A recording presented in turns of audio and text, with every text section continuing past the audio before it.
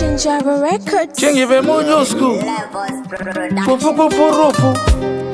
Mukunzu we mukunzu Alashani Rabashoni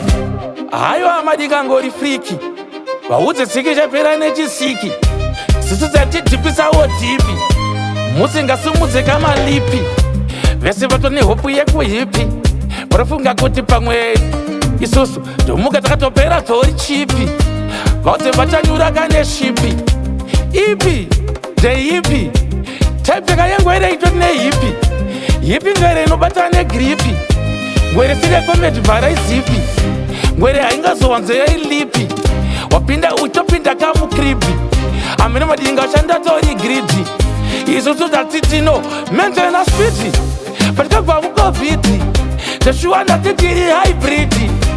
Riu kwete kunyega madridi Mauja makalota mapagiti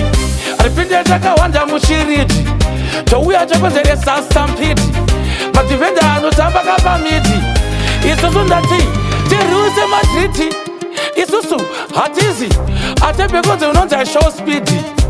But I will show you the city After ndaita succeed After ndaona kama hybridi After ndapisa kupandara titsa madinga kuti nini Ndini Chairman weku beef committee Ndopesa kamuhono ndichiwana profiti Ndopo ndopatembza kuti no limiti Aiwa mukaverenga kama unity Vanokuudza kuti kunge purity Ninene mariti muti ne unity Aiwa ndokupa clarity Apa riu kwete kunge kama triti Mauja makalota mabagiti Aripinde takawanda mushiriti Touya chokozere sastampiti Mativenda anotamba kapa miti Isusu ndati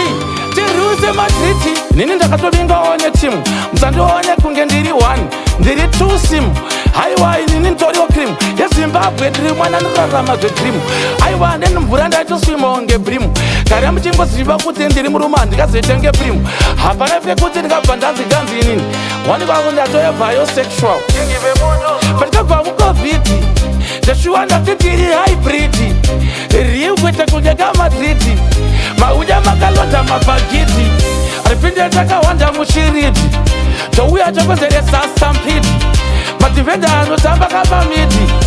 Isusu ndati Tiruse madriti